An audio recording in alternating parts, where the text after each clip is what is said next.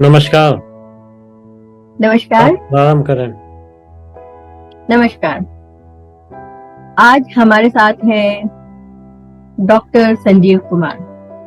क्या परिचय दूं इनका, क्योंकि अगर मैं सिर्फ पूरा परिचय देने लगूंगी तो इंटरव्यू पूरा परिचय में ही खत्म हो जाएगा। सबसे पहले तो ये कहना चाहूंगी कि डॉक्टर संजीव कुमार, आपका बहुत बहुत स्वागत है। आपके साक्षात्कार के लिए हम यहाँ उपस्थित हैं और अच्छा लग रहा है कि एक बहुविध बहुज्ञानी व्यक्ति का साक्षात्कार मैं ले रही हूँ। मैं अलका अग्रवाल सिक्किया मुंबई से, और ये दूसरा मौका है जब मैं डॉक्टर साहब से रूबरू हो रही हूँ। याद है आपको? जी। तो मैं इनका विधिवत आपको एक जो औपचारिक परिचय देने के पहले कह दूं कि हमारे साथ है लेखक, कवि, विचारक और प्रकाशक, क्या क्या ना कहूँ। और सबसे अच्छी बात, एक बहुत ही सरल इंसान, और जिनके मेहमान नवाजी हम दिल्ली में देख चुके हैं। तो ये सबसे बड़ी बात ये है कि ये सबके साथ मिलकर चलते हैं, सबको साथ लेकर चलते हैं और सबको बहुत मान सम्मान देते हैं। इसलिए जब कभी ये कुछ कहते हैं, इन्हें कोई मना नहीं कर सकता। तो आज मैं इंडिया की सुबह आप सबका शुभ प्रभात, आप सबको सुप्रभात करती हूँ, और डॉक्टर संजीव कुमार अमेरिका से आप सबको शुभ संध्या कह रही होंगे, है ना? तो मैं थोड़ा सा परिचय दे देती हूँ कि डॉक्टर साहब का जन्म चीन युद्ध के पहले हो गया था, यानी इन्होंने आकर चीन युद्ध करा दिया। 1960 में इनका जन्म हुआ था, और आपकी शिक्षा भी बहुत प्रभावी है। एमकॉम करने के बाद एलएलबी, और आपने डीआईबीआर से पीएचडी की, एफसीएमए है, एफसीएस है, और एमआईटी बॉस्टन से जनरल मैनेजमेंट किया है आपने।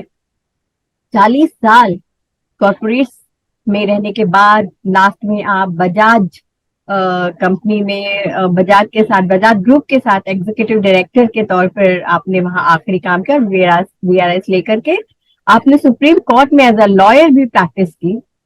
अब क्या क्या नहीं किया। और अब बताइए, यानी कोई क्षेत्र दूसरों के लिए भी छोड़ना चाहिए कि नहीं चाहिए? आप आगे बात करेंगे, है ना? और उसके बाद इन्हें की तमाम संस्थाओं में भी जो है बिल्कुल टॉप मोस्ट पोजीशन पर डॉक्टर साहब रहते आए हैं और रहते रहेंगे। और ये सबसे बड़ी बात ये है कि इनके अंदर की जो सक्रियता है, एक जो बच्चों जैसा दिल है, वो हर कहीं इनको टॉप पर लेकर जाता है। आप बीपीए फाउंडेशन के चेयरमैन रहे हैं, अनुस्वार के चीफ एडिटर हैं, और इंडिया नेट बुक्स के आप चेयरमैन हैं। मतलब लोग सपने में सोचते होंगे कि काश हम एक किताब भी लिख लें। और यहाँ डॉक्टर साहब ने इस फील्ड को भी जो है, मतलब यहाँ पर सिक्सर और फोर्स और पता नहीं क्या क्या मारे हुए हैं। आपने लॉ की 36 किताबें लिखी हैं, क्या बात है। और साहित्य, हिंदी साहित्य की 107 किताबें, माय गुडनेस। यानी गिनीज बुक में आपका नाम होना चाहिए दर्ज, मुझे लगता है। और इनमें से 16 किताबें जो हैं वो प्रबंध काव्य हैं। प्रबंध काव्य लिखना कोई बहुत आसान काम नहीं होता, बहुत बड़ी बात है। और जो थोड़ा बहुत मुझे मालूम है, वाकई उन्होंने बहुत अच्छे माइथोलॉजिकल कैरेक्टर्स पर भी लिखे हैं। और आपके 45 कलेक्शन हैं, और बाकी जो किताबें हैं वो बाल साहित्य की। और मुझे अक्सर ये लगता रहा है कि बाल साहित्य की हमारे देश में कमी है। बाल साहित्य बहुत बहुत लिखा जाना चाहिए, क्योंकि हम बचपन से ही बच्चे को जब साहित्य की ओर लेकर आते हैं तो हम बहुत कुछ सिखा पाते हैं। तो बहुत बहुत साधुवाद उसके लिए आपको डॉक्टर साहब। और आपको 40 नमस्कार। 40 अवार्ड मिले हैं, जिसमें मैं पूरे नाम तो नहीं लूंगी, एक आध नाम ले लेती हूँ कि महादेवी साहित्य भारतीय पुरस्कार आदि है। बाकी तो ये बातें जब करेंगे हमसे डॉक्टर साहब, तब हमें पता चलेगा कि इनके जो व्यक्तित्व के बारे में आज हम जानना चाह रहे हैं। और मैं आज थोड़े से ना टेढ़े मेढ़े सवाल भी करूंगी, तो उसके लिए आप तैयार हैं? हाँ जी। जी। तो चलिए, सबसे पहले मैं आपसे ये जानना चाहती हूँ कि कॉर्पोरेट सेक्टर से, जैसे अभी मैंने आपका परिचय दिया कि आप तकरीबन 40 साल तक जुड़े रहे, और कॉर्पोरेट की दुनिया बड़ी चकाचौंध वाली दुनिया होती है। तो मुझे बताएंगे कि उस चकाचौंध से निकल कर आने के लिए ब्लैक एंड व्हाइट साहित्य की दुनिया में आप क्यों आए? देखिए, जहाँ तक मैं अपना समय कारपोरेट में गुजारा हूँ, जी। वो मोटे तौर पर हम कह सकते हैं तकरीबन 35 से 40 वर्ष के बीच का समय रहा। जी मैं प्रभावित नहीं हुआ किसी भी ऐसी चीज से, क्योंकि न मेरी कोई ऐसी इस तरीके की हॉबीज थी, और न ही मुझे किसी ऐसे संगति के साथ में बैठना पड़ा जहां मैं वहां की चौकाचौंध में गुम होता। तो हमने तो एक सिपाही के तौर पर काम किया, और जब तक मैं रहा वहां पर, कोशिश की कि अपना 100% हम अपने काम को दें, और प्राय सफल रहे ऐसा करने में। तो कारपोरेट जगत का जो एक प्रभाव था वो ये था कि लेखन कार्य में भी हम कारपोरेट की तरह फ्लो चार्टिंग करके अपना प्रॉपर स्कीम बना करके तब लिखते हैं। प्रबंध का रिजल्ट ये होता है कि प्रबंध का जो 3 साल में लिखा जाता है वो कभी कभी 3 महीने में पूरा हो जाता है। तो ये जो आप प्रबंध कार्य की बात करें, तो कॉर्पोरेट में जब आप थे तब भी आप लेखन आपका जारी था? हाँ जी, हाँ जी। देखिए, लेखन हमने कभी नहीं खत्म किया, बट प्रकाशन नहीं हो पाया, क्योंकि हमारे पास समय नहीं था कि हम प्रकाशकों से बात करते जाते। और स्थिति तो आपको पता ही है प्रकाशन की क्या है। आप तो खुद प्रकाशक है। तो एक यहाँ में आपने जब बात की, क्योंकि देखिए थोड़ा सा हर जगह विसंगतियां हैं, और क्योंकि व्यंग्यकार हूं मैं भी और आप भी व्यंग्य लिखते हैं, तो विसंगतियां प्रकाशन के क्षेत्र में भी, कॉर्पोरेट्स में खास करके एक जो सबसे बड़ी विसंगति है वो है उपभोक्तावाद की, कंज्यूमरिज्म कि जो जी, कॉर्पोरेट्स में जो ग्राहक होता है। ये मैं बहुत लीक से हटकर एक प्रश्न अचानक मेरे जहन में आया, हाँ जी, तो हाँ मैंने जी, सोचा कि पूछ ही लिया जाए। अवश्य। तो क्योंकि आप जी, क्योंकि एक साहित्यकार रहे, तो कहीं ना कहीं क्या आपको कभी ऐसा लगता था कि कॉर्पोरेट्स में जो है एक आम उपभोक्ता का शोषण हो रहा है, और क्या आपने उसके लिए कभी कुछ किया? देखिए, ये प्रकृति का नियम है। प्रकृति का नियम क्या कहता है कि हर बड़ी मछली छोटी मछली को खा जाती है, और इसी प्रकार से प्रकृति का जीवन चक्र चलता है। अगर ऐसा ना हो तो कोई चीज या कोई प्राणी या कोई जंतु अमर हो जाए, तो फिर वही सारा का सारा दिखाई पड़ेगा। तो हर एक चीज का अपना समय काल नियत है, और उसी समय काल के अंदर अंदर उसकी मृत्यु होती है, और वो आगे बढ़ता जाता है। इसलिए ये कहना कि हम कुछ उसमें मैनेज कर सकते हैं, मैं नहीं समझता कि हम कुछ मैनेज कर सकते हैं। खैर चलिए, ये लंबा विषय है, क्योंकि मुझे लगता है कि खास करके एक जो साहित्यकार होता है उसकी सामाजिक भूमिका बहुत अहम होती है। खैर उस वक्त आप कॉर्पोरेट्स में थे, तो तब आप लेखक नहीं थे, लेकिन मुझे लगता है कि उपभोक्तावाद के खिलाफ आवाज उठनी चाहिए। खैर, मैं आती हूँ अगले प्रश्न पर। मैं यहाँ पर एक सप्लीमेंट कर दूं, जी जहां तक उपभोक्तावाद के फेवर में आवाज उठनी चाहिए, तो वो आवाज उठ रही है। जागो भारत, जागो जागो उपभोक्ता जागो, इस तरीके के कार्यक्रम चल रहे हैं, और मिनिस्ट्री से लेकर के नीचे तक कोशिश की जा रही है। जैसे घटतौली की समस्या है, उसके ऊपर विचार किया गया है। उसके ऊपर जो इंफॉर्मेशन पेस्टिंग की बात है उस पर भी रिव्यू किया गया है। तो इस तरीके से कोशिश ये की जा रही है कि इन्फोर्समेंट भी थोड़ा तगड़ा हो। Safety food safety act already बदला जा चुका है। तो मैं ये कहूँगा कि सिंप्लीफिकेशन के साथ साथ एक एक कंप्लीट इंफॉर्मेशन आपको पैकेज पे देनी पड़ेगी। और इसी तरीके से तो ये कह सकते हैं कि जो नए नियम बनाए गए हैं या जो परिवर्तन परिष्करण किया गया है, उनका लाभ ग्राहक को मिलेगा। बिल्कुल, देखिए ये अवेयरनेस की बात है, और मैं बहुत संक्षिप्त में बता दूं, क्योंकि ये प्रश्न इसलिए भी मेरे जहन में आया क्योंकि मैं एक एनजीओ से जुड़ी हूँ, CFBP, council for fair business practices, जिसका मतलब जिसकी नींव रखी थी टाटा, बिरला, गोदरेज, मफतलाल, इन्होंने, जो बिल्कुल सब बड़े इंडस्ट्रियलिस्ट है कि जो ग्राहक है उसके साथ एक फेयर बिजनेस, और जो बिजनेसमैन है वो फेयर बिजनेस करे। तो खैर मैं इसलिए काम कर रही हूँ, और जैसे कि मैं चाहूंगी कि एक लेखक के तौर पर, एक प्रकाशक के तौर पर आपकी भूमिका इसमें बहुत अहम रहे। तो खैर अब हम, क्योंकि इस विषय पर बहुत लंबी दूसरी बातें निकल जाएंगी, बात निकले तो दूर तलक जाएगी, तो आइए हम आपसे दूसरा प्रश्न करते हैं। नहीं, अब ये लेखन में आ गए आप कॉर्पोरेट से, तो ये जो कीड़ा था लेखन का, या साहित्य का, ये आपके भीतर बचपन से था, मतलब लेखन का कीड़ा, या बाद में घुसा? देखिए, जहां तक मुझे याद आता है 12-13 साल की उम्र में या 14 साल की उम्र में ऑलरेडी हम लिखने लगे थे, कुछ ना कुछ उल्टा पुल्टा लिखते थे। 1975 में मेरी पहली कविता प्रकाशित हुई और उसके बाद साहित्यिक यात्रा का प्रारंभ कहा जा सकता है। हमारे माँ और मामा दोनों दोनों ही लिखने का शौक रखते थे, तो कुछ प्रेरणा उनसे भी मिली और कुछ अपनी कहना चाहिए एफर्ट से, अपनी विल पावर से डेवलप किया, तो इसलिए वो बढ़ते चले गए।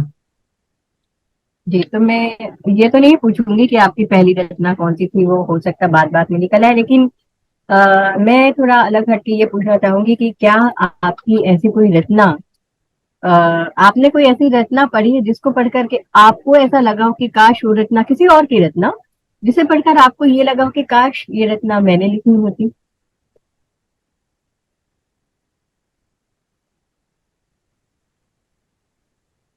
जी, सुन रहे हैं आप मुझे? मैं सुन रहा हूँ और मैं अपनी पहली सोच कविता रहा हूँ। अपने आप में निकाल लूँ। जी, वो तो मैं सुनूंगी, लेकिन मेरा, हाँ ठीक है, आप अपनी पहली कविता बताएं, उसके बाद मैं आपसे एक और प्रश्न करूँ। हाँ, वही बता रहा हूँ। जी जी। पहली कविता का शीर्षक था मैं हम्म। प्रतीक्षा हूँ। हम्म। तो ये आपने किस उम्र में लिखी थी? ये 1975 में, यानी 15 साल की उम्र में ये हम्म। पब्लिश हुई थी। हम्म। मैं उसके कुछ अंश सुनाता हूँ। जी। प्राण बोलिए। तेरे प्राण की मैं एक इच्छा हूँ, प्राण तेरे प्राण की मैं एक इच्छा हूँ, द्वार पर तेरे खड़ी हूँ मैं प्रतीक्षा हूँ। शून्य है पथ, स्नेह लत पथ, देख तीरथ में, प्राण तेरे प्राण का प्रण लेख तीर्थ में।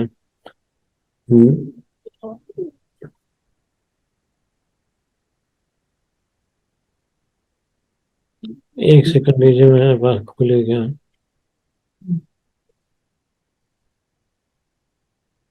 मुझे ये लगता है कि इस जो कविता में आपके ऊपर महादेवी साहित्य का थोड़ा असर दिख रहा है, विशेषकर। मैंने महादेवी को, जयशंकर प्रसाद को, निर्मला को, सबको पढ़ा है काफी। और हम्म। प्रारंभिक काल की कविताओं में छायावाद का जी प्रभाव बिल्कुल। स्पष्ट रूप से देखा जा बिल्कुल सकता है, बिल्कुल, रोमांटिसिज्म जिसे जिसे हम मैं कहते हैं। एडमिट करता हूँ।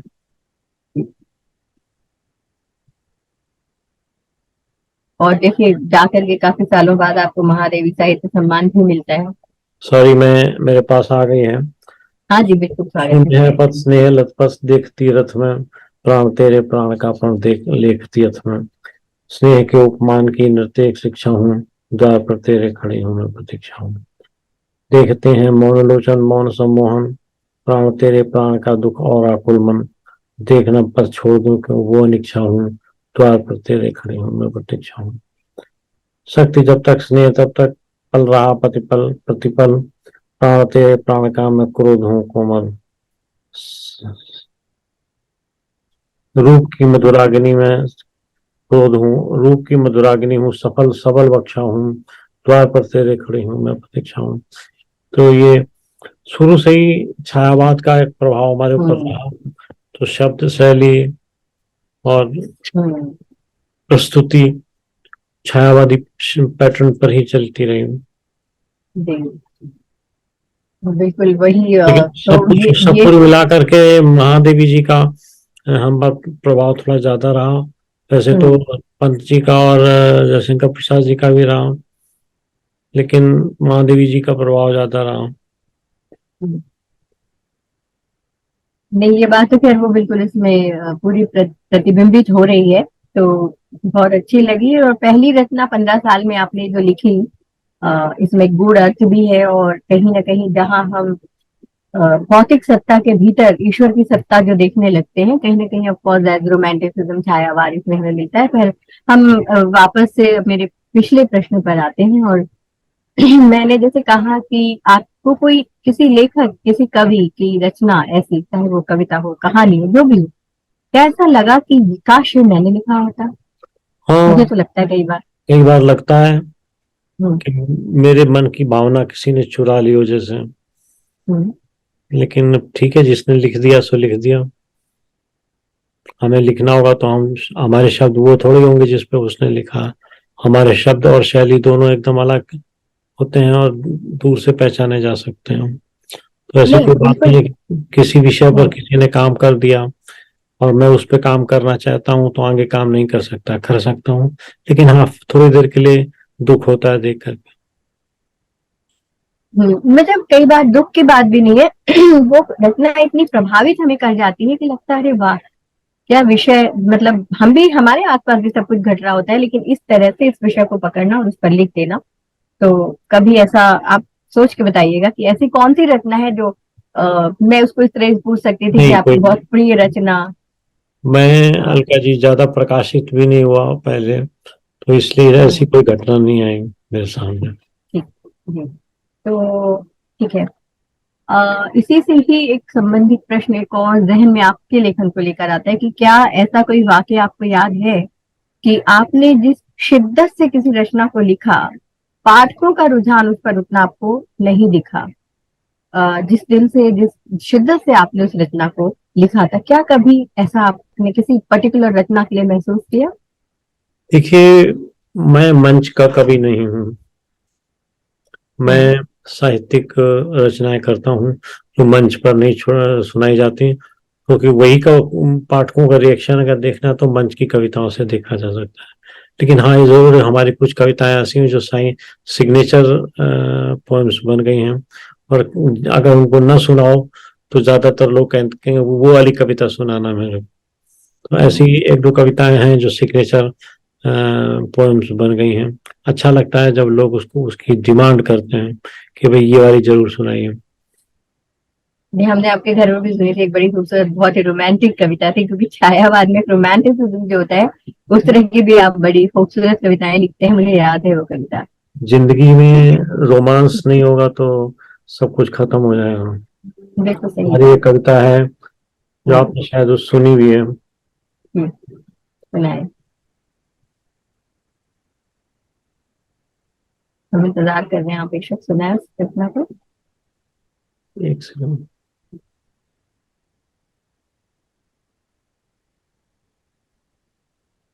मैं बाद में सुनाता हूँ। ठीक है, वो जब आएगी तब तो है। पर चलिए ये भी कभी आगे फिर कभी में ध्यान रखिएगा कि जैसे होता है ना कि ठीक है मंच के आप कभी नहीं, लेकिन कभी कभी कोई रचना जैसे लिख करके आपको लगा, आसपास लोगों को सुनाते हैं, आप अपने घर में भी सुनाते होंगे, और कभी कोई रचना को सुन करके बहुत अच्छा एक फीडबैक लिखी हुई रचना को भी मिलता है, और कभी जिस तरह से आपने लिखी है शायद वो उस तरह से वो कन्वे नहीं हो पा रही है या तादाद में स्थापित नहीं कर पा रही, कभी कभी ऐसा ऐसा होता है। तो कभी ऐसा लगा है आपको किसी रचना को लेकर? नहीं, ऐसा नहीं लगा, लेकिन हाँ कई समय पर ऐसा जरूर हुआ कि हमारी हम्म, रचना के शब्द शैली थोड़ी कठिन मानी गई और लोगों ने कहा इसको थोड़ा सरल लिखते तो अच्छा था। ये अवश्य हुआ मेरे साथ। लेकिन कोई रचना क्रिटिसिज्म के दायरे में अभी तक नहीं आई। हम्म। नहीं, वो बहुत अच्छी बात है, क्योंकि देखिए जिंदगी इतनी कठिन हो गई है कि जो शब्द हैं वो जितने आसान हो उतनी आसानी से कन्वे होते हैं। जी। तो खैर, अम, अक्सर कहा जाता है कि भाई सब एक साधे सब सधे, सब साधे सब खोए। तो क्या आपको लगता है कि जो रचनाकार होता है किसी एक विधा को अपनाना चाहिए, क्योंकि आपने भी बहुत सी विधाओं में काम किया है, इस पर आप क्या कहेंगे? देखिए, अनुभव तो लेना ही है हर विधा में काम करके, उसको तो हम्म, मना नहीं कर सकते। लेकिन जहां तक संभव हो, एक प्रमुख विधा जरूर रहनी चाहिए। तो उसे आपकी कौन सी है प्रमुख विधा? कविता। तो आपको ऐसा क्यों लगा कि कविता ही सबसे मुख्य विधा आपकी है? उसमें ऐसी क्या बात लगी आप? हाँ, मैं बताता हूँ। जरूरी चीज ये समझना है कि विधाओं के जन्म कैसे हुए, हम्म, सबसे पहले कौन धरती पे आया। सबसे पहले धरती पर कविता आई।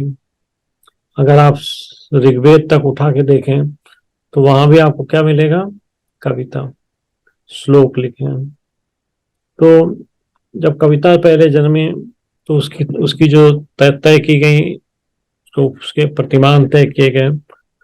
उनमें से एक तो था कि कविता में लय होनी चाहिए, गेयता होनी चाहिए। दूसरी, उसकी गेयता बरकरार रहनी चाहिए। तीसरी चीज, सपाट बयानी नहीं होना चाहिए, बल्कि उसमें जहां तक हो सके काव्यत्व के गुण उपस्थित होने चाहिए। तो ये जो व्यवस्था थी, इसके हिसाब से कविता को काव्यम रसात्मकम वाक्यम कहा गया। जहां रस है वहीं कविता है। तो सबसे पहले कविता और उसके बाद नाटक, इन दोनों का मेरे संज्ञान में उदय हुआ, प्रादुर्भाव हुआ और आगे चले। कविता एक ऐसी विधा है जिसमें कुछ भी लिखा जा सकता है। व्यंग भी लिख सकते हैं, हास्य भी लिख सकते हैं, कथा भी लिख सकते हैं, उपन्यास भी लिख सकते हैं। तो ऐसी चीज को या ऐसे किसी विधा को इतना सशक्त विधा के रूप में नहीं देख पाएंगे आप किसी और जगह पर। कविता में वो जो चीज उपलब्ध है वो सब जगह उपलब्ध नहीं है। आज अगर आप कहानी में कविता लिखना चाहें तो पॉसिबल नहीं, कविता में कहानी लिखना चाहें तो पॉसिबल है। ये जो परिवर्तन है, इसके हिसाब से कविता सबसे सशक्त माध्यम बन के उभरती है, और मैं इसीलिए कविता लिखता हूँ। कि मुझे थोड़ा सा यहाँ ये लग रहा है कि जैसे दो बातें आपकी इस बात से निकल कर आ रही हैं कि रस कविता में होता है, तो क्या ये मान ले हम कि जो उपन्यास है, जैसे शेक्सपियर के उपन्यास या प्रेमचंद के उपन्यास या हमारे यहाँ के जो बड़े बड़े जो उपन्यासकार रहे हैं, तो क्या वहां रस नहीं है? दूसरी बात ये कि आपने कहा कि उसमें जो काव्यात्मकता होनी चाहिए, तो आजकल छंद मुक्त कविता बहुत ज्यादा सराही जा रही है, क्योंकि जो कॉन्टेम्पररी लिटरेचर है कि आप उसमें मीटर बहर, जो तुकात्मकता है कि वो ना हो, लेकिन एक भाव, एक विचार बहुत अहम होता है। तो ये दो प्रश्न मेरे हैं कि क्या कहानी में रस नहीं होता है, उपन्यास में रस नहीं होता, और दूसरी बात, क्या छंद मुक्त कविता साहित्य नहीं मानी जाएगी? देखिए, कहानी में भी अट्रैक्शन होता है और उपन्यास में भी होता है। इस चीज को मैं नहीं मना करूंगा, कोई ना कोई तत्व तो होते ही हैं, लेकिन रसात्मकम तो कविता में ही होता है। ठीक है, तो हम आगे बढ़ते हैं। हम्म। अम, हालांकि एक तरह से बात यहाँ पर थोड़ी सी आ चुकी है, लेकिन फिर भी अलग तरह से इसको और आप एलिब्रेट करके बता सकते हैं कि जनरली ये कहा जाता है कि जो सबसे बड़ा बच्चा होता है वो माँ बाप के दिल के बहुत करीब होता है, क्योंकि सबसे पहला बच्चा होता है, उसे बड़ा प्यार मिला रहता है। छोटे बच्चे आते हैं बाद में, शेयर करते हैं उस प्यार को, लेकिन जब तक छोटे बच्चे नहीं आते तो माँ बाप का प्यार सबसे ज्यादा बड़े बच्चे को मिलता है। तो क्या आपको ऐसा लगता है कि आपने जो पहली रचना रची थी वो आपकी सबसे ज्यादा पसंदीदा रचना है? देखिए, मैंने पहली प्रकाशित रचना आपको सुनाई, जी। आप भाषा और शैली के दृष्टिकोण से ऐसा लगा कि 15 साल के लड़के ने लिखी है।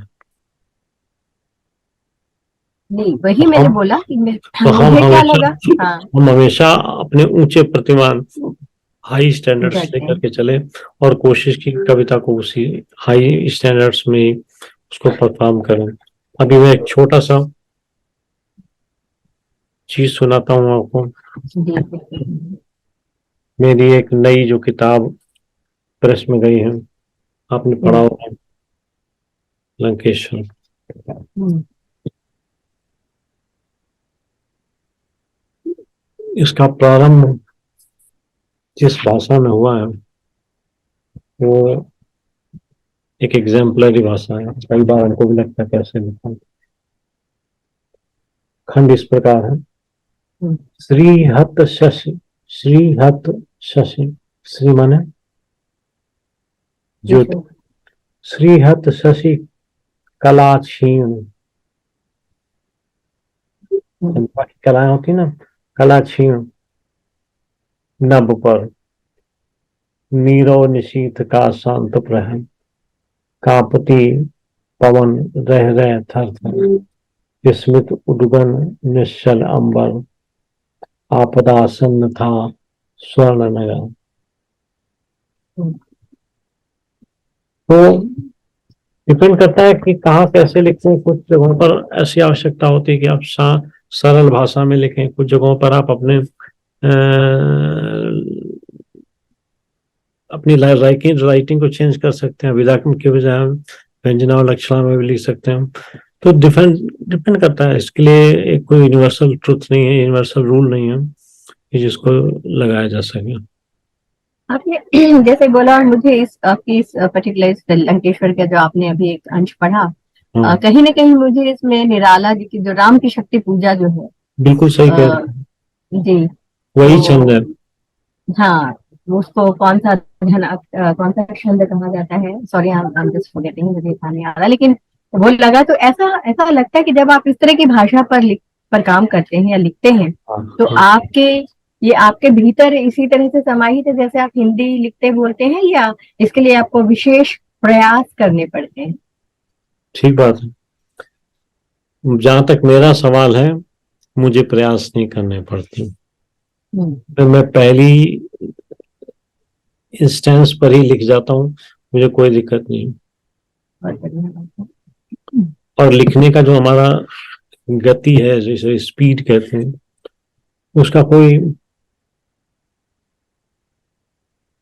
यूं कह सकते हैं कि मैंने किताब लिखी वासव दत्ता, प्रबंध काव्य है, हम्म, तो लंच से लेकर के और डिनर के बीच में खत्म हो गए, क्या बात है।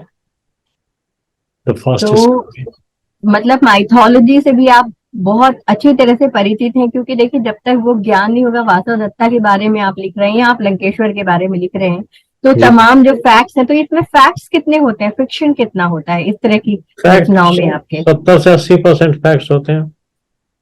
हाँ जहां हम किसी चरित्र पर लिख रहे हैं, वहां पर हमारे जी, पास गुंजाइश कम होती है कि हम उसमें कल्पनाशीलता का पुट ज्यादा डाल सकें, क्योंकि वैसा करेंगे तो जो रचना है उसकी जो विश्वसनीयता है या उसका जो रूप है वो बदल सही, जाएगा। तो इसलिए कोशिश करते हैं कि जी आप यथासंभव उसमें बदलाव ना आने पाए, वो टेम्पो बना रहे उसमें।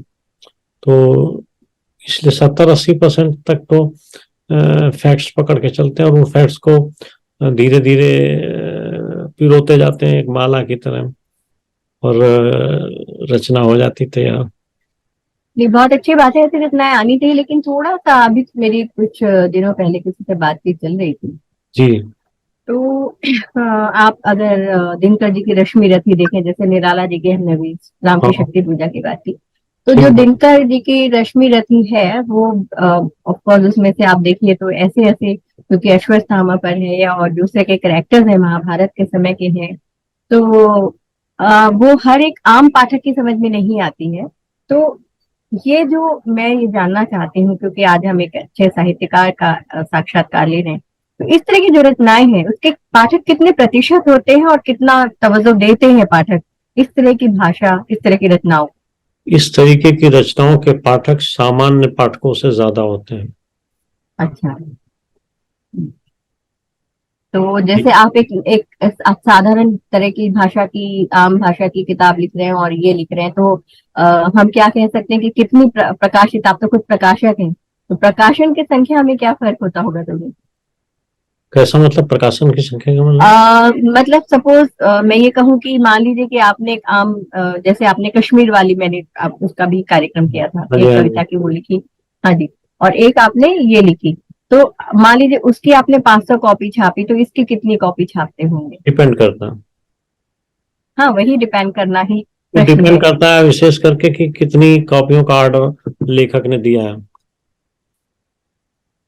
नहीं, आपके सपोज आप तो स्वयं लेखक हैं जैसे, तो हम मैं हमारा तो आपसे पूछ रही हूँ। हमारा तो डिजिटल प्रिंटिंग है, हम 24 घंटे के अंदर कितनी भी किताबें वापस छाप सकते हैं, इसलिए हम बहुत ज्यादा नहीं छापते। हम्म, अच्छा, तो चलिए आगे आते हैं हम। लिमिटेड नंबर रखते हैं, क्योंकि स्टोरेज भी तो अपने आप में एक समस्या है ना। नहीं, वो तो बात सही है, पर मेरा प्रश्न जहां तक ये था कि अगर मान लीजिए कि डिजिटल प्रिंटिंग भी, कि इसके पाठक कितने मिलते हैं और उसके पाठक कितने मिलते हैं? पाठकों का ठीक है। आपकी प्रिंटिंग से कोई मतलब नहीं कि आपने ऑफसेट से किया है या डिजिटल किया है। They are not concern with this. उनको तो यही चीज चाहिए कि अच्छी सी पढ़ने में अच्छी लगे, देखने में जी उसका कवर अच्छा हो, और उसी से वो भरमाते हैं और उसी के बेसिस पर वो निर्णय लेते हैं किताब खरीदने का।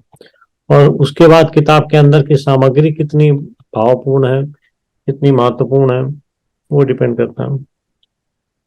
तो इससे एक प्रश्न निकलता है कि एक लेखक किस तरह से अपने पाठकों तक पहुंच सकता है ज्यादा से ज्यादा आज के समय में, देखिए, क्योंकि किसी भी व्यक्ति के 3 सर्किल होते हैं। इंटीमेट सर्किल यानी परिवार, ठीक है ना। तो आपकी लिखी हुई किताब परिवार के हर व्यक्ति तक तो पहुंचनी ही चाहिए, ये जिम्मेदारी लेखक की है। फिर होता है दूसरा circle, second circle, middle circle जिसको कहते हैं।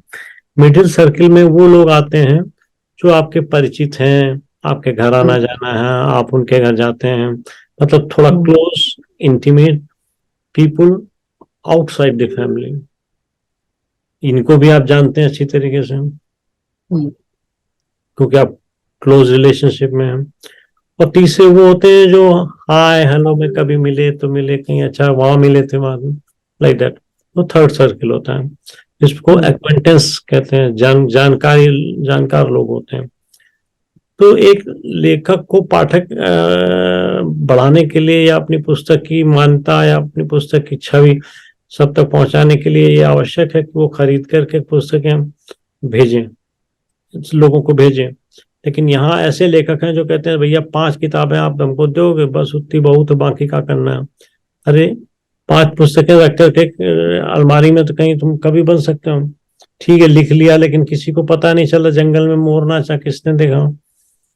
तो ये संयुक्त प्रयास की बात है जिसमें प्रकाशक और लेखक दोनों को संयुक्त रूप से प्रयास करना चाहिए कि पुस्तकें लोगों तक पहुंचे।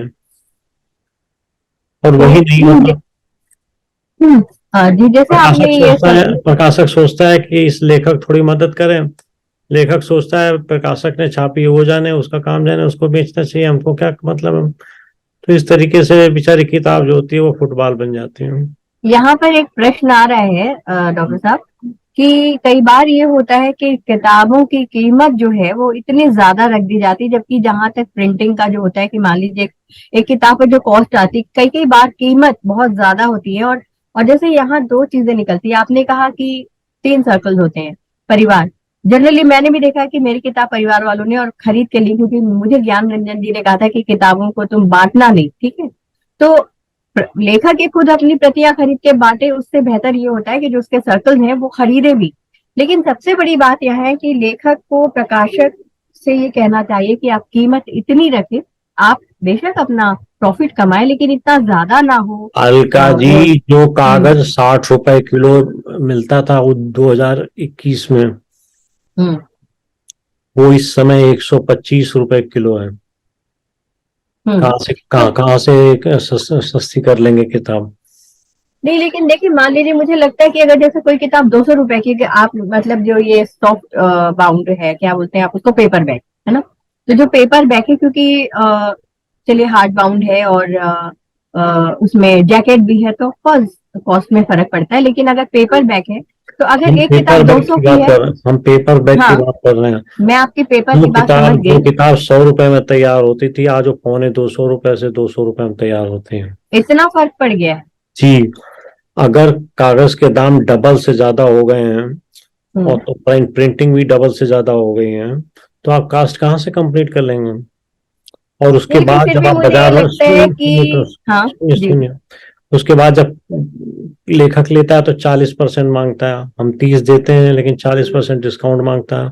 तो 40% कहाँ से आएगा, या 40% निकाल दोगे तो फिर कहाँ से आएगा। और उसके बाद में जब बाजार में जाते हैं या किसी संस्था में जाते हैं तो 50% से लेकर के 65% तक के डिस्काउंट होते हैं। ये डिस्काउंट निकालने के बाद एक्चुअल रियलाइजेशन कितना बचता है। 100 रुपए की किताब 65 निकल जाए तो 35 रुपए। देखिए जो प्रकाशक होते हैं, खैर वो बात की बात है, वो उस पर हम नहीं जाएंगे, क्योंकि जो लाइब्रेरीज में भी उनकी वो होती है कि लाइब्रेरीज में भी दी जाती है किताबें, खैर उत्तर नहीं आते हैं। आपने प्रश्न उठाया है तो आपको मालूम होना चाहिए, और जी। ये अधूरा नहीं छोड़ सकते, हम्म। क्योंकि हमारे अध्यवसाय का मतलब है। तो किताबें जो लाइब्रेरी में जाती हैं उनमें भी 50% का मिनिमम डिस्काउंट है। किताबें जो किसी सेलर, बुक सेलर के पास जाती हैं उसमें भी 50% का डिस्काउंट है। तो अगर 200 रुपये लिखा है तो 100 रुपये तो सीधे सीधे चले ही जाएंगे। जो बचे हुए 100 रुपये में हो सकता है 95 रुपये की कास्ट निकले, 90 रुपये की कास्ट निकले, या कभी कभी तो 100 से ऊपर भी कास्ट निकल जाती है और गड़बड़ हो जाता है, रिकवरी नहीं हो पाती। तो प्रकाशक मनी नहीं मिंट कर रहा है, इज नॉट मिंटिंग मनी। चलिए, ये तो खैर एक लड़ाई प्रकाशक और लेखक की चलती रहती है। कि जैसे मैं अपनी ही बात बताऊं कि जैसे मुझे लगता है कि किताबें जनरली, और खास करके हिंदी किताबें लोग खरीद करके, या हिंदी प्ले टिकट खरीद करके जैसे मराठी गुजराती खरीद के जाएंगे, तो ये एक दिक्कत है हमारे हिंदी क्षेत्र की। तो मुझे लगता है कि मान लीजिए अगर कोई किताब मुझे किसी ने कहा कि मेरी किताब है अमेजोन से ले लो, मैं उसकी कॉस्ट देखूंगी, मुझे लगेगा 200-250 की, चलो इमीडिएटली मैंने ऑर्डर कर दिया। लेकिन अगर वो किताब 400 रुपए की, तो मैं 2 बार जरूर सोचूंगी कि मैं खरीदूं या ना खरीदूं। तो ये देखिए एक आम बात है। देखिए, अगर 100 पेज की किताब है हम्म। तो उसका प्रिंटिंग प्राइस 250 रुपये के आसपास आएगा, और उसके उस, उसके ऊपर डिस्काउंट के बाद में आ जाता है। तो ये स्टैंडर्ड पॉलिसीज है। और अभी अभी अगर एक्चुअल प्राइस के ऊपर उठा करके किताब रख ले, जो रिवाइज नहीं किया है अभी तक हम लोगों ने, तो आज की डेट में 100 पेज की किताब 300 रुपये से कम नहीं पड़ती। मजबूरी है, चलिए, मजबूरी है, रिकवरी तो चाहिए ना, कॉस्टिंग की रिकवरी तो चाहिए यही दिक्कत है ना कि हमारे यहाँ जो साहित्य है वो बहुत एक तरह से पीछे ढकेल, हाशिए में चला जा रहा वो है इसीलिए कि क्योंकि लेखक जो है ना अपनी पुस्तक को प्यार नहीं करता। लेखक प्यार करता है, लेकिन लेखक। मैं आपको बताऊं, मेरे दो एग्जाम्पल देता हूँ। एक है हमारे मित्र, उन्होंने एक नावल लिखी, कहानियों की संकलन लिखी। उन्होंने मेरे से बोला कि मुझे किताबें चाहिए और मुझे दे दीजिए, मैं खुद सेल करूंगा अपने दोस्त सर्किल में, बाकी तो बात की बात है। तो उन्होंने दोस्ती के सर्किल में 550 किताबें बेची, हम्म। खुद खुद, हम्म। किसी से कह के नहीं। और एक दूसरे बहुत वरिष्ठ साहित्यकार हैं, उन्होंने अपनी एक किताब में 200 किताबों पे हस्ताक्षर किए, सिग्नेचर, और सबको फोन करके बोलिया कि मेरे सिग्नेचर वाली किताब है, मंगा लो। हम्म। 207 किताबें उनकी बिकी। हम्म।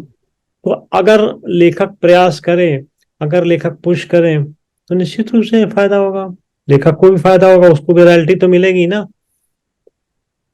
तो रॉयल्टी देते हैं आप लोग? हाँ, हम तो देते हैं भाई, चोरी क्यों करना। ठीक है, चलिए, बहुत एक एक मुझे लगता है साक्षात्कार हम केवल इस विषय पर आगे करेंगे। बिल्कुल कर काफी सकते हैं, बिल्कुल कर बहुत सकते बहुत अहम मुद्दा है ये। हैं। हाँ, तो अब हम आते हैं। मैं आपको कास्ट हाँ, शीट दिखा दूंगा। नहीं, कॉस्ट शीट नहीं, देखिए वो नहीं, तो एक्सप्लेन कर आप कर दूंगा, रहे हैं। हाँ, नहीं एक्सप्लेन कर करेंगे दूंगा। क्योंकि बहुत अहम मुद्दा है ये। दरअसल आजकल देखिए बहुत मीडिया आ गया, सोशल मीडिया, और लोग अपनी चीजें पब्लिश कर ले रहे हैं। दूसरी चीज सुनिए, आपने हम्म। लिखा, क्यों लिखा? लोगों तक प्रकाशक पहुंचे। ने आपसे कहा था? नहीं ना। और ऐसी सारे बात मजे तो आप ले रहे हो, लिखने का नहीं, मजा आप लेकिन ले रहे नहीं, हो। ये डॉक्टर सुनिए, साहब ये एक वाइस सेकंड, एक वर्सा है। सेकंड, प्रकाशक भी वही छापेगा ना, लेखक नहीं नहीं होंगे तो प्रकाश प्रकाशक क्या छापेंगे? नहीं, प्रकाशक क्यों छापे आपकी किताब? वो अपना पैसा लगा के क्यों छापे आपकी किताब? नहीं, अपना पैसा क्यों लगाना है, बिल्कुल नहीं लगाना है। तो लोग देते ही नहीं पैसे। क्योंकि आप लेखक और प्रकाशक, वो आएंगे, हम उस प्रश्न पर भी आएंगे। खैर, अब मैं फिलहाल इसकी दिशा को वापस से अपने हम ले क्रिएटिव जाइए। तौर पर लेकर आती हूँ वहां। कि जैसे आपने कहा कि आप मतलब आपने कहा क्या करते ही हैं, आप क्रिएटिव राइटिंग भी करते हैं और शोध परक लेखन भी आप करते हैं।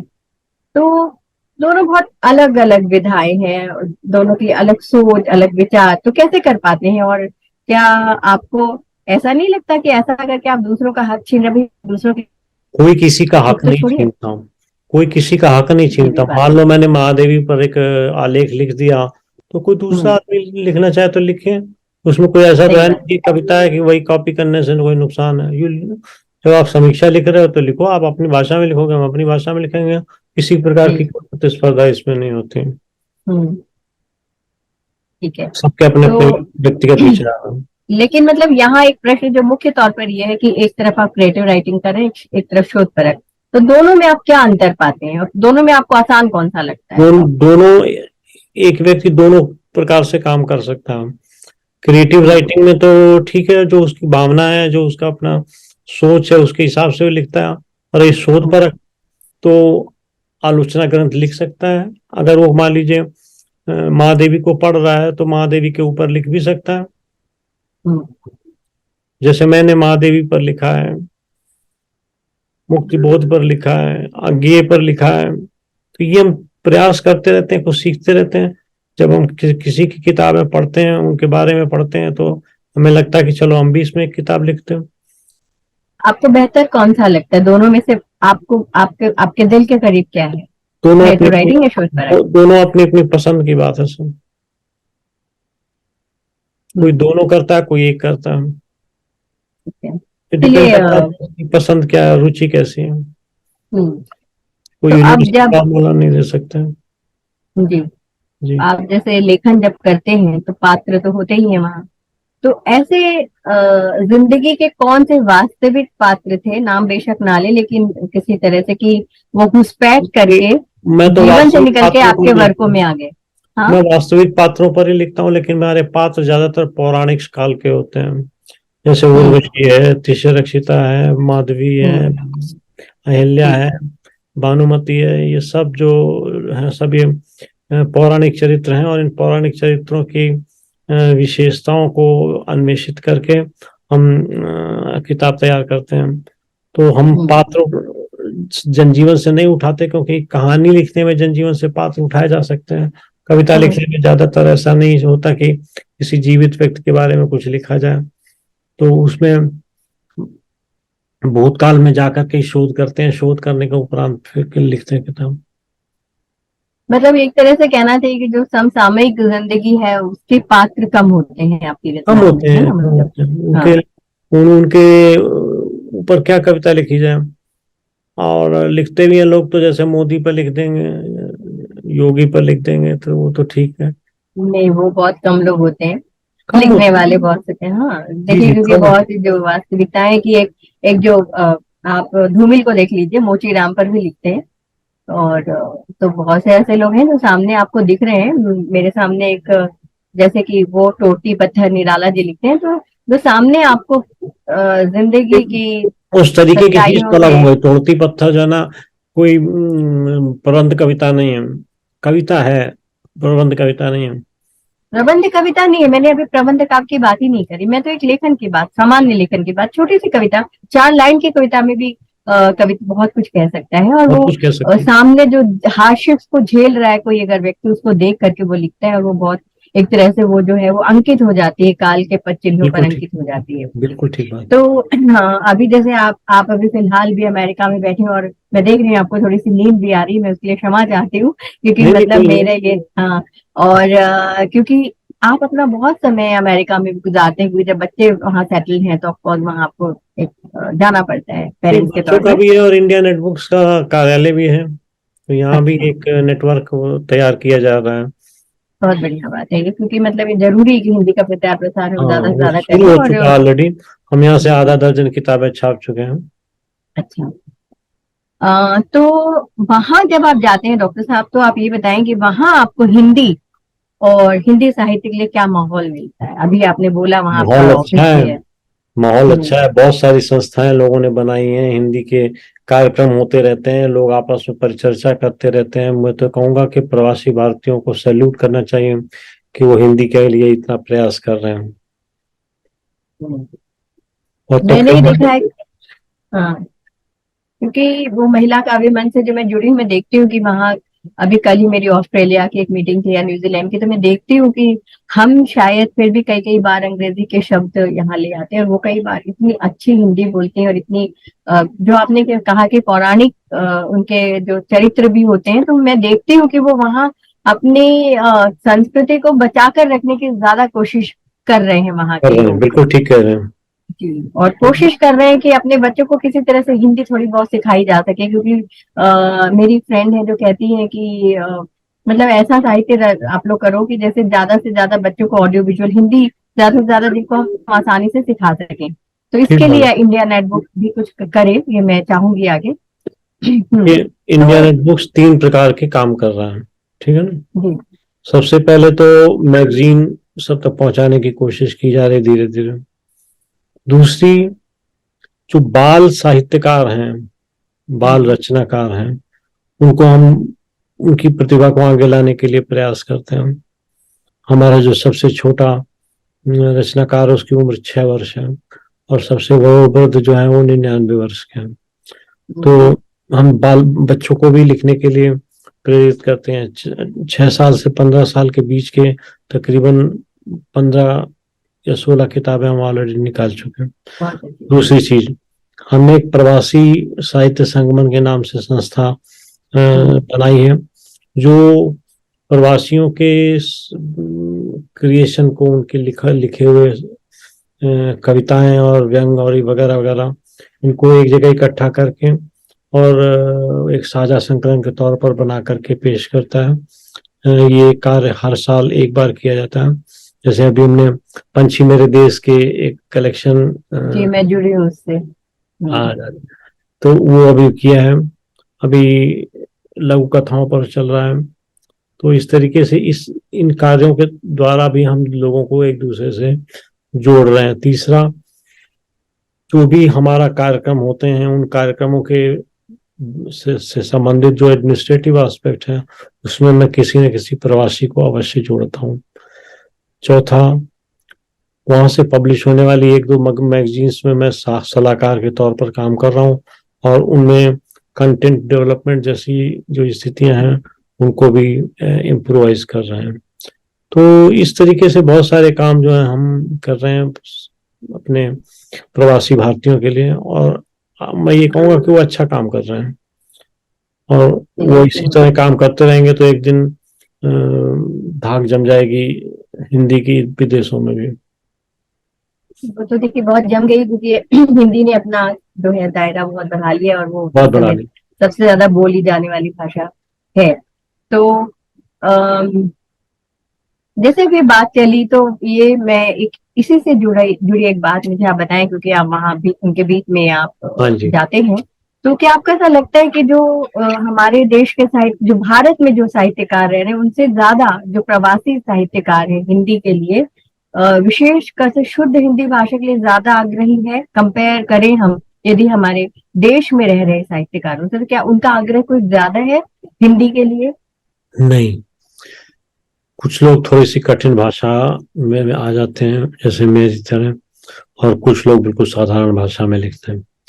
लेकिन इस भाषा से साहित्य के क्रिएशन पर कोई विशेष फर्क नहीं पड़ता। साहित्य किसी भी भाषा में हो, किसी भी स्तर की भाषा में हो, उसके पाठक उपलब्ध हैं और वो पढ़ते हैं। मेरा प्रश्न ये है दरअसल कि जो वहां लोग रह रहे हैं, कि क्या वो बहुत इस प्रयास में रहते हैं कि हम शुद्ध हिंदी बोलें, शुद्ध हिंदी बोलें, नहीं, और उसको ही वो करें? इतना कोई प्रयास नहीं करता अलका जी। वो सामान्य भाषा को जैसे हम लोग यूज करते हैं बोलचाल में, वैसी ही भाषा में बच्चों से बात करते हैं, और बच्चों को ट्रेन अच्छा किया हुआ लोगों ने, और वो हिंदी का या तो एक्स्ट्रा क्लास अटेंड कर रहे हैं या सिलेबस के साथ ही ले लिया।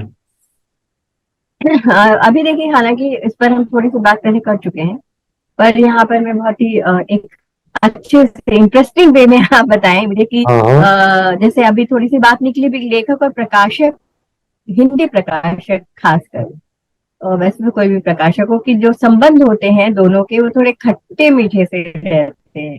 तब उसमें मिठास कितनी है और खटास कितनी है, देखिए तो इस पर कुछ बताएं आप। देखिए, अगर आपको अपने पति पर शक हो जाए कि उसके किसी दूसरी से लड़की से संबंध है, तो ऐसी ही स्थिति में आप के मन में क्या रहेगा? वैसा ही लेखकों के ऊपर, अगर लेखक ये सोच लेता है कि प्रकाशक हमसे दगा कर रहा है, तो आप निश्चित समझिए कभी प्रेम हो ही नहीं सकता। तो तो लेखक, लेखक ही खाली शक करता है, प्रकाशक कभी नहीं करता? लेकिन सवाल नहीं, प्रकाशक नहीं करता। मैं आपको सच्ची बात बता दूं, चोरों की कमी नहीं है, तो मैं ये नहीं कहता कि 100% सही है प्रकाशक, लेकिन कम से कम 80% तो सही है। दूसरी चीज क्या होती है, आपकी सफलता इस बात पर निर्भर करती है कि आपने प्रकाशक कौन सा चुना है। उसी तरीके से यही तो दिक्कत है, यही यही तो दिक्कत है डॉक्टर साहब की। मतलब बहुत से लोग ऐसे मेरे संपर्क में आते हैं, आती हैं, कि जो चाहते हैं कि उनकी आय, लेकिन प्रकाशक लेकिन कंफ्यूज किसको लोग चुने, बहुत हैं। वो कैसे कर किया जाए। 500 रुपए के लिए वो निगोशिएट करने की बजाय या बियर करने की बजाय किसी ढक्कन को दे देंगे, वो पता चला सालों छापेगा ही नहीं, ये छापेगा तो कुआ अच्छा, करके। यहाँ पर अगर मान लीजिए कि कोई लेखक जो है वो बहुत वेल टू डू नहीं है, आर्थिक रूप से बहुत संपन्न नहीं है, या तो क्या उसकी किताबें नहीं आ सकती? डिपेंड करता है, हम्म, डिपेंड इस बात पर करता है कि वो अच्छा क्या लिख रहा लिख है रहा है। वो। अच्छा लिख रहा है तो उसको हाँ। जरूर स्पर्श दिया जाएगा। उसके ऊपर 100 किताबों का बोझ नहीं होगा, उसको कह देंगे कि भी आप 30 किताबें ले लो, 50 किताबें ले लो। हम्म। उसके लिए लिमिट कम कर दी जाती ताकि उसका वो और फाइनेंशियल मार्केटिंग, बर्डन प्रकाशक मार्केटिंग कितनी अग्रेसिव कर रहे हैं? पूरी एग्रेसिव प्रकाशक जो करता है। है वो भैया, मार्केटिंग। कल कल का जी पैसे लगते हैं, पैसे। और वो तो देखिए। प्रकाशक पैसे लगा करके जब तैयार करता है किताबें तो वो बेचने की कोशिश तो पूरी करता है, लेकिन बाकी किताब में दम होना चाहिए। हम्म, आज की ये बात तो दुनिया में सही 80% किताबें ऐसी हैं जिनको कचरे में फेंक देना चाहिए, लेकिन हाँ है। चूंकि प्रकाशक हैं, प्रकाशन कर रहे हैं तो इसलिए करते हैं, हमें क्या लेना देना क्या लिखा। सही सलामत, कुछ सही लेखक सलामत तो हर भाषा दिन में एक नई लिखा। किताब के साथ उपस्थित रहते हैं। ऐसे जी। कहने की बात है कि तो जिम खैर, मेरा। अब मैं ये अम, अब यहाँ पर इसीलिए आप लेखक भी हैं, प्रकाशक भी हैं। तो जब आप प्रकाशक होते हैं तो आपके भीतर का लेखक दूसरे लेखक के साथ कितना तक खड़ा, कितने प्रतिशत तक खड़ा होता है? नरम बर्ताव करता है। हम्म, कितने प्रतिशत? नरम बर्ताव का प्रतिशत नहीं होता। नरम हम्म। बर्ताव मतलब नरम बर्ताव, हम्म। समझाने का प्रयास करते हैं, नहीं समझते तो हम तो भाई लोगों चलिए। से ये कहते हैं कि आपका जो प्रकाशक है वही आपके लिए सब कुछ है, और उसी के आधार पर या उसी के बेसिस पर या उसी के रिलेशंस के आधार पर आप आगे बढ़ सकते हैं। अगर नहीं, आपने वो तो देखिए प्रकाशक, रिश्ता। नहीं नहीं, अगर आपने प्रकाशक शकुनी लिया हुआ है तो उसका परिणाम हम्म। लग जाहिर है, और अगर प्रकाशक श्री श्री कृष्ण लिया हुआ है तो उसका परिणाम अलग है। अपने आप डिसाइड कर लो कि शकुनी को बनाना है एडवाइजर या श्री कृष्ण को बनाना है। अब वो शकुनी और ये लेखक जो है उसमें कौरव है कि पांडव है, ये भी तो बहुत फर्क पड़ेगा, है ना? वो तो वो एक सेकंड एस्पेक्ट है, कहने का मतलब ये हुआ you hmm. Should have a character adviser. Hmm. चलिए, हम अभी बहुत अलग हट करके बात करते हैं कि आजकल हालांकि बहुत पत्र पत्रिकाएं पहले से कम भी हो गई हैं, पर उनके एक इक्वेशन है, जहाँ पहचान है फटाक से छप जाते हैं लोग, या कोई किसी ने रिकमेंड कर दिया तो भी, मतलब अगर वो रचना में दम नहीं तो भी रिकमेंडेशन के आधार पर पत्र में, पत्रिकाओं में छप जाते हैं लोग। हो रहा है ऐसा, इससे नकारा नहीं जा सकता बिल्कुल है। हो रहा है ऐसा, और जी, तो और ऐसे में होता सोशल रहेगा, मीडिया, और क्यों होता होता भी रहेगा रहेगा। ये? हाँ, तो ये होता है बिल्कुल, यही तो खैर वो है। तो यहाँ पर क्योंकि देखिए पहले तो पूरी तरह से जो लेखक था वो जो प्रकाशित साहित्य है उस पर डिपेंड करता था, लेकिन अब सोशल मीडिया भी आ गया है एक, ठीक उसको बात है, ऑप्शन के तौर पर, है ना? ठीक तो बात। सोशल मीडिया नए लेखक को स्थापित करने में कितनी भूमिका निभा पा रहा है?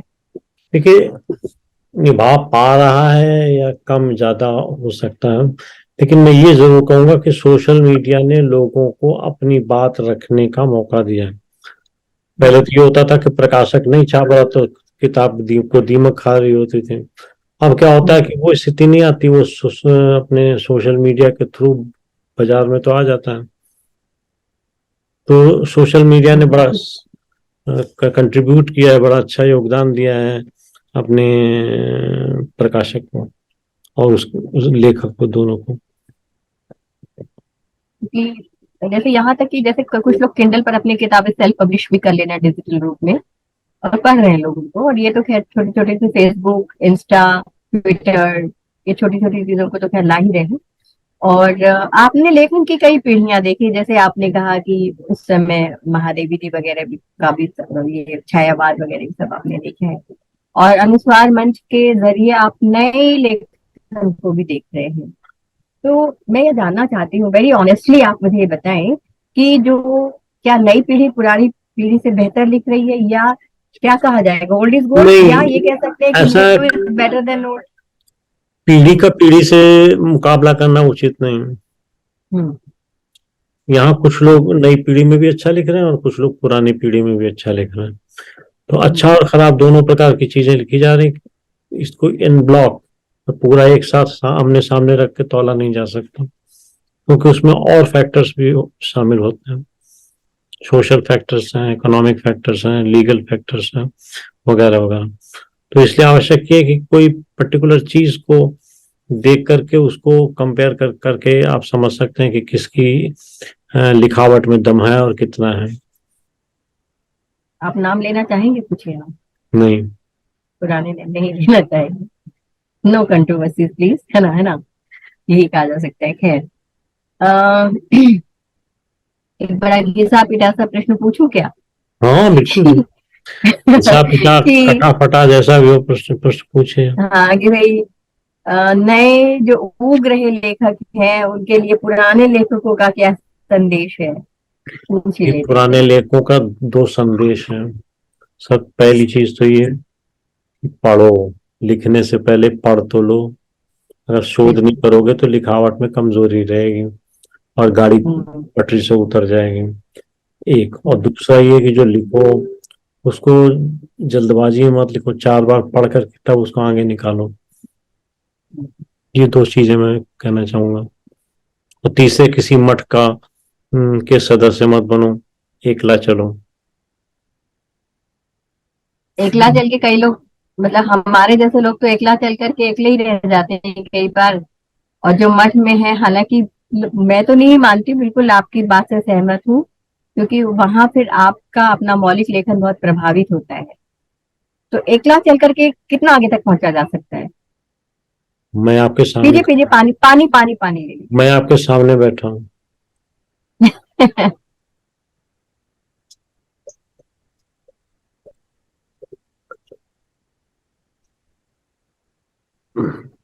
आपने तो पूरी फौज इकट्ठी कर ली, प्रकाशक बन गया जब से, आपके साथ तो पूरी पलटन चल रही है भाई। एकला कहाँ चल रहे हैं आप? हम तो एकला ही चल रहे हैं। लोग मिलते ही गए और कारवां बनता गया। बनता गया, अच्छी बात है, बहुत अच्छा। वैसे आपसे आपका ये साक्षात्कार करना काफी इंटरेस्टिंग रहता है, क्योंकि बात जो है बहुत गंभीर नहीं होती। मैं बहुत गंभीरता में बहुत ज्यादा भरोसा भी नहीं रखती, क्योंकि बात लोगों तक पहुंचनी चाहिए, रोचक तरीके से पहुंचनी चाहिए। देखिए अलका जी, जिंदगी हम्म। हंसने गाने के लिए है, पल दो पल। बिल्कुल। इसलिए तो हंसते रहो। जी, तो चलिए, हंसते हंसते खेलते एक बात ये भी बताएं कि आप अपने आप को लेखक अच्छा मानते हैं कि प्रकाशक अच्छा मानते हैं? लेखक। अच्छा। क्यों? इसलिए क्योंकि प्रकाशन जो है ना वो मेरा व्यवसाय नहीं है। ये सिर्फ हम्म। कंट्रीब्यूट करने के लिए, लोगों को मदद देने के लिए हमने शुरू किया है। न तो मेरे हम्म। को उधर से कोई प्रॉफिट लेना है। और बहुत सारी ऐसी किताबें हैं जिनका रियलाइजेशन बीपीए फाउंडेशन को चला जाता है। किताब पे ही लिखा हुआ है मुझे। तो तो वो क्या करता है फाउंडेशन, आपका काम? फाउंडेशन चाइल्ड डेवलपमेंट या वीमेन से रिलेटेड प्रोग्राम्स को एम्पावरमेंट। सपोर्ट करता है। तो तो फिर तो आप प्रकाशक भी अच्छे हुए ना? कहाँ प्रकाशक हुए, कमाई तो कुछ आई नहीं, तो प्रकाशक अच्छे कहाँ नहीं से। तो देखिए, नहीं नहीं, बेशक आप उसको भौतिकवादी दृष्टि से ना देखें, लेकिन एक सामाजिक तौर पर देखें और एक दायित्व के तौर पर देखें, एक इंसान के दायित्व के तौर पर, तो फिर तो मैं यही कहूंगी ना कि लेखक तो अच्छे हैं ही, आप प्रकाशक भी अच्छे हैं। तो आप अपने आप को भी अच्छा प्रकाशक भी कहना शुरू कर सकते हैं, हमने कह दिया। Thank you, thank you, thank you. जी। मेरा तो और कंसेप्ट है गिविंग बैक टू सोसाइटी। नहीं, दैट्स रियली नाइस, और वो जरूरी है। मुझे, मैं हमेशा, कई बार शायद आपने जब मेरा इंटरव्यू किया था तो मैं कहती हूँ, कला कला के लिए और कला साहित्य के लिए, तो कला साहित्य, कला जीवन के लिए, सॉरी, कला कला के लिए और कला जीवन के लिए, तो कला और जीवन के लिए होना और बहुत अब आ जरूरी है। गया लेखन, कला, रंगमंच और अन्य एडमिनिस्ट्रेटिव चीजें। हम्म, जहां तक एडमिनिस्ट्रेटिव चीजें हैं उसके लिए तो एक एक टीम होती है आपकी जो सब कुछ मैनेज करती है। हम्म, और बाकी कला के लिए, प्रस्तुति के लिए, कार्यक्रमों के लिए वो वास्तविक रूप से जो लोग उस संबंधित विषय में या उस क्षेत्र में रुचि रखते हैं, लिखते हैं, उनको बुलाया जाता है। इस प्रकार से दोनों का बैलेंसिंग करके व्यक्तित्व के तीन पक्ष होते हैं व्यक्तित्व के, फिजिकल, इंटेलेक्चुअल एंड इमोशनल। तो इन तीनों तत्वों को बैलेंसिंग करने का प्रयास किया जाता है ताकि उसके आधार पर अधिक से अधिक सेल की जा सके, अधिक से अधिक लोगों से मिला जा सके। तो ये सब चलता रहता है जी। जी, बहुत अच्छी बात है। तो खैर, बस अभी एक ये आखिरी प्रश्न के बाद एक चाहूंगी कि छोटी सी अच्छी सी रचना आप सुना करके हम इसे समाप्त करें, लेकिन मैं बस यही कि भारतीय साहित्य, प्रवासी साहित्य के प्रचार प्रसार में आप अपनी भूमिका को कहाँ रखते हैं? कौन सी सीढ़ी पर रखते हैं? देखिए, मैं मैगजीन निकाल रहा हूँ, उनकी पुस्तकें पब्लिश कर रहा हूँ, उनकी पुस्तकें सेल कर रहा हूँ, उनको डोर स्टेप पे सेवाएं उपलब्ध करा रहा हूँ। उनके साथ कोई चोरी या चवारी नहीं होती। हम्म, तो यही कर सकते हैं और क्या। तो मैं चाहूंगी कि एक अच्छी सी रचना आप सुनाएं, फिर हम विदा लेते हैं वो अपने मैं दर्शकों निकालता हूँ। को।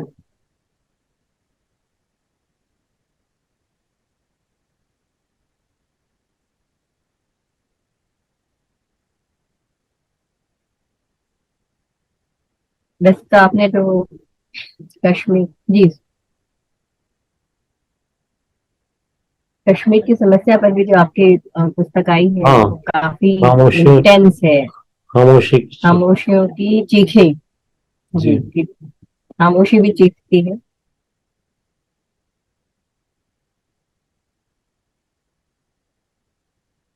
ये कुछ ऊपर नीचे हो गया है इसमें। जी, आगे जो सामने जो भी है आप बेशक सुनाए, सभी कुछ अच्छा है। नहीं नहीं,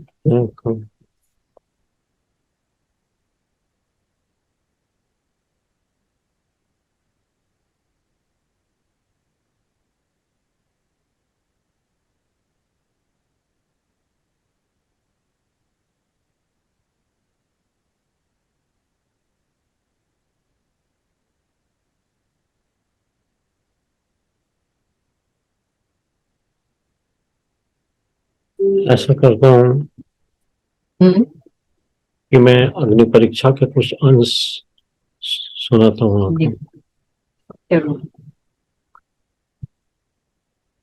जब रावण की मृत्यु हो जाती है तो उसके हम्म, बाद सीता को लेने के लिए लक्ष्मण जाते हैं। काम करती है।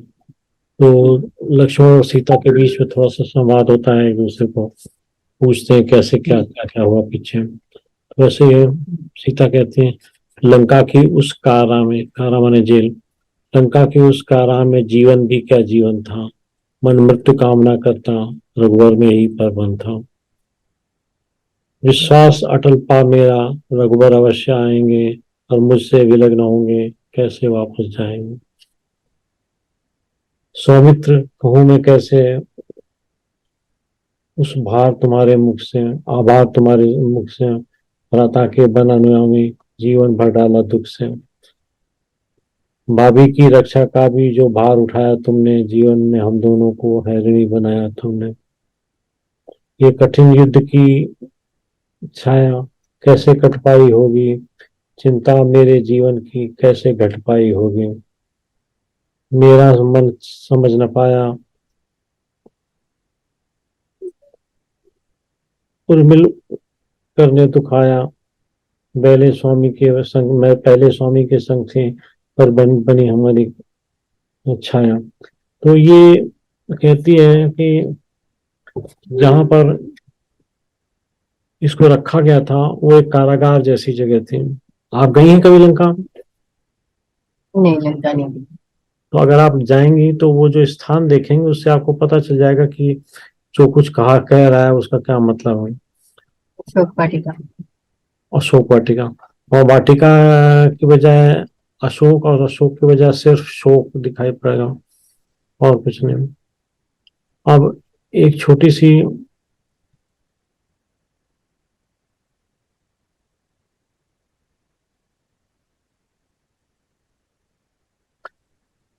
आपको एक लोकगीत सुनाते हैं जो हमने जी लिखा, महसूस जरूर, बहुत किया। अच्छी। जी जरूर। ओ मेरे बाबुल हम ही है जानी, ओ मेरे बाबुल हम ही है जानी, हम तो नांगना की बेल रे, हम तो नांगना की बेल रे, कि अंगना जो बदले तो बेल सुखाए, अंगना जो बदले तो बेल सुखाए, हमरा का बेल से मेल रे, हमरा का बेल से मेल रे, बेल से गई बीती, बेल से गई बीती हमका समझ के, बेल से गई बीती हमका समझ के, अंगना दियो है बदलाए रे, बदल जाता ना अंगना ससुराल में। बदल जाता है, बिल्कुल, एक घर से दूसरे घर चली जाती है। तो जन्म से पली बाबुल यही अंगना में, जन्म से पली बाबुल यही अंगना में, क्या अब जो गई मुरझाए रे, हुई आंगन की माटी न मिली है, हुई आंगन की माटी न मिली है, तो बेस तो जइए भरमाए रे, तो बेल तो जइए भरमाए रे, हुई आंगन में बरखा न आई तो, हुई आंगन में बरखा न आई तो, को हमें ली है बचाए रे, बेल को खाद और पास न मिली है तो कैसे ये बेल बढ़ाए रे, नए माली का भेद समझ है ना, नए माली का भेद समझ है ना, लूचिक जो दीनी फिकवाए रे, पर मैं रखूंगी सम्मान तुम्हारे, मैं रखूंगी सम्मान तुम्हारे, आने न दूंगी कोई आँच रे, मैं किए मेरे किए मैं जानू रे बाबुल, लिख सकूं ना मैं बाँच रे, तो याद जो करियो आंसू बहाइयो, याद जो करियो आंसू बहाइयो, कैसे जिया समझाए रे, ओ हम जो रोए तो सुनी मोरे बाबुल, लइयो दिया दरगाह रे, ओ मोरे बाबुल। ये लोकगीत लिखा था मैंने। कैसा लगा? लड़की जब विदा बहुत, हो रही देखिए, तब कह रही। बहुत मतलब बिल्कुल बिल्कुल। और यही एक प्रश्न होता है डॉक्टर साहब, मतलब लोग कि बहुत सी चीजें बदल गई हैं, सारी चीजें, लेकिन मुझे लगता है कि क्या वाकई आवाज कट रही है। अभी भी एक प्रश्न लगा था जब वो तो उसको कहा जाता है तुम्हें तो दूसरे तुम पर चली जाती है। जब वो होती आंखों से जब चर्चा करती हूँ कि वो जब ससुराल वाले चर्चा कर रहे होते हैं तो वो एकदम से चुप हो जाते हैं, उनको लगता है कि शी इज द आउटसाइडर। तो ये जो होता है ना कि उसका आंगन कौन सा आंगन है, आपने जैसे कहा कि इस आंगन से दूसरे आंगन में रोप दी जाती है, तो एक पौधे को जब आप निकाल करके दूसरे के रोपते हैं तो हर वही चीज, पौधा जिंदा नहीं रह वही पाता चीज।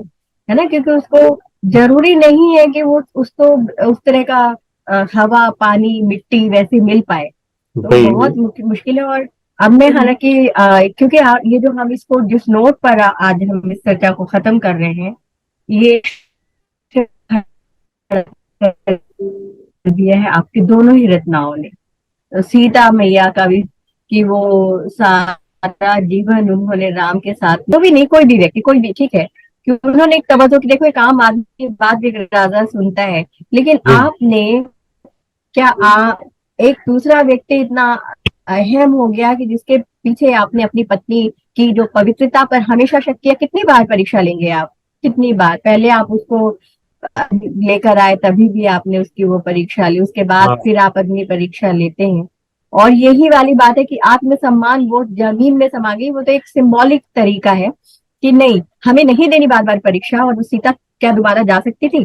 कि उनका भी तो पूरी तरह से आत्मसम्मान आहत हुआ कि बार बार पति उनकी वो ले रहा है, परीक्षा आप ले रहा बिल्कुल है। ठीक कह रहे हैं। मैंने तो ये कहा है 12 साल हो गए मेरे को यहाँ से निष्कासित हुए, लेकिन तुमने कभी न तो किसी दूत को भेजा, न कोई संदेशा भेजा, न खुद कभी देखने आया।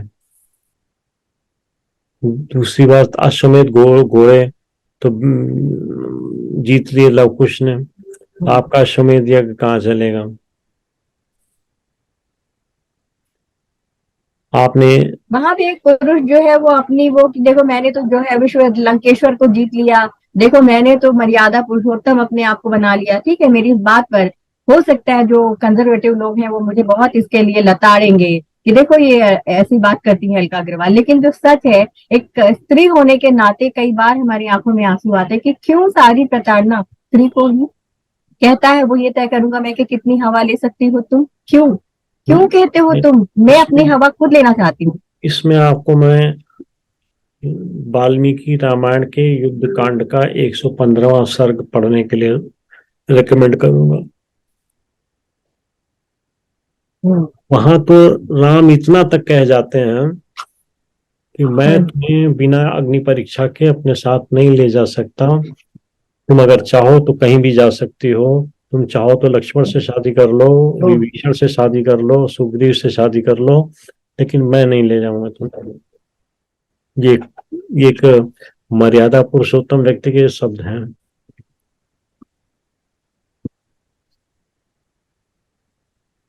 कि सीता के साथ में जो है हवन कर रहा हूँ, तो मतलब ये जो है ना एक जिसको हिपोक्रेसी कहते हैं कहीं ना कहीं।